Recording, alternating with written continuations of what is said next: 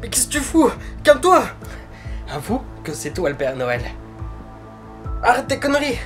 T'as le cul vachement froid. C'est le grand retour de Paru Itagaki avec son nouveau manga, Sanda. Série déjà finie au Japon avec un total de 16 volumes, Ki-hoon vient de sortir le premier tome en ce début d'année. Et d'ailleurs, moment propice aussi pour parler de Sanda, puisque la série Beastars que Paru Itagaki avait également écrite est sur le point de s'achever. Donc en ce moment, il y a une bonne hype qui est revenue autour de Beastars, donc ça déjà c'est très cool parce que c'est une série extraordinaire. Mais surtout, c'est le moment de parler et de vous présenter Sanda, qui aura également un animé cette année. C'est l'année, je pense, de Paru Itagaki.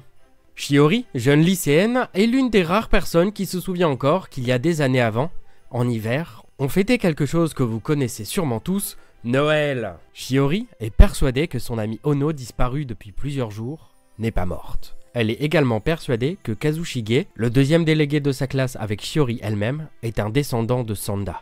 Aussi appelé Santa Claus ou encore Père Noël. Elle va tenter de lui faire porter du rouge. Car selon elle, c'est le meilleur moyen pour que Kazushige prenne sa véritable apparence, celle de Sanda.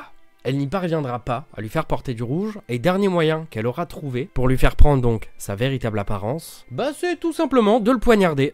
Il y a vraiment des élèves un peu détraqués au Japon, non? Et une fois poignardé, malheureusement il ne se passera rien. Kazushige est mort. Bien sûr que non, je rigole. Dans un énorme tremblement et une destruction quasi totale de la classe, Kazushige va révéler sa véritable identité, celle de Sanda. J'avais extrêmement hâte de découvrir la nouvelle œuvre de Paru Itagaki, qui avait déjà réussi évidemment à me séduire avec son talent de scénario et de dessin avec sa série précédente Beastars. Quand Sanda a été annoncé, les premières images avec son style assez sombre et des personnages proches du désespoir, je ne pouvais qu'avoir hâte de découvrir cette œuvre. Et bah je ne suis absolument pas déçu. Et je pense que pour un coup de com' parfait, Ki-hoon aurait dû sortir Sanda au moment de Noël, ça aurait été parfait, mais je pense que des soucis de droit, de parution et tout ça, et de validation des japonais, ça a été compliqué, et donc ils n'ont tout simplement pas pu. Et comme je l'ai dit un peu plus tôt, Beastars va s'achever cette année en animé, mais Sanda va faire son apparition, et voici quelques petites images du trailer.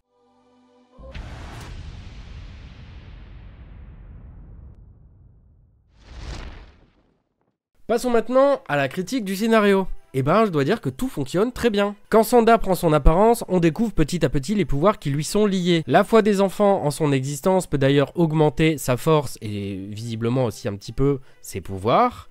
Et ces pouvoirs apparaissent petit à petit. Et les explications qui vont avec ces pouvoirs sont totalement claires et originales. Ce n'est pas évident, je pense, d'écrire une histoire sur le Père Noël, tout simplement parce que le Père Noël, on a tous la même image en tête. Quand quelqu'un pense au Père Noël, on pense tout de suite à ça.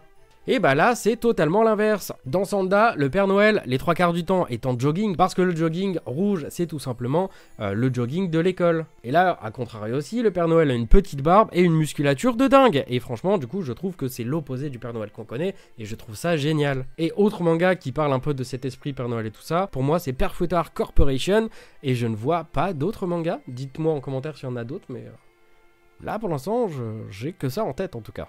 Au fur et à mesure de l'histoire, évidemment, on découvre que Sanda veut véritablement aider et protéger les enfants.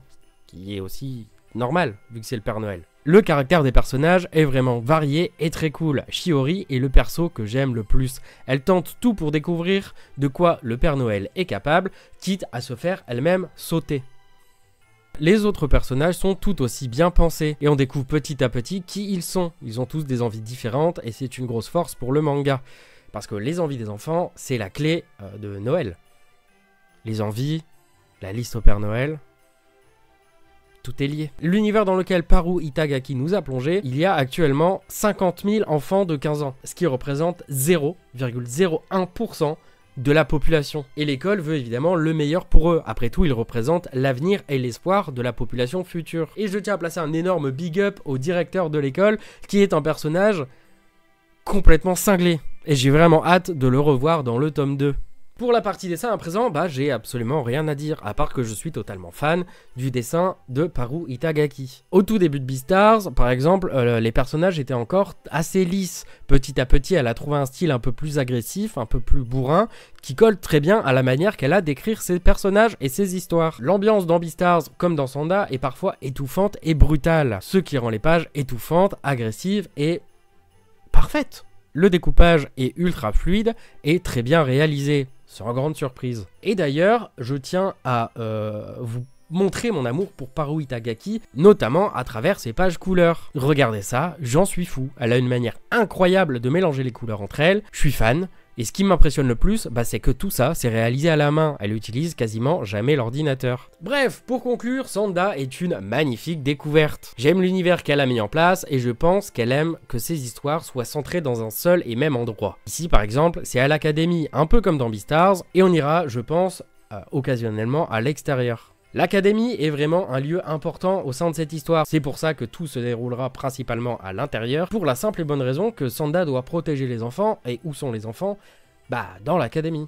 J'espère que cette œuvre va vous plaire si vous ne la connaissez pas encore, si jamais vous la connaissez, je vous invite à me dire ce que vous en avez pensé, comme d'habitude, en commentaire. Merci à vous, en tout cas, d'avoir pris le temps de regarder cette vidéo. Si vous êtes encore là, n'hésitez pas à mettre en commentaire par exemple Joyeux Noël, comme ça montrera un peu votre engagement sur la vidéo et sur la chaîne, ce serait cool. Maintenant il est temps pour moi de vous laisser, je vais aller réaliser ma liste pour le Père Noël pour l'année prochaine. Et donc il me reste plus qu'à être sage pendant 10 mois.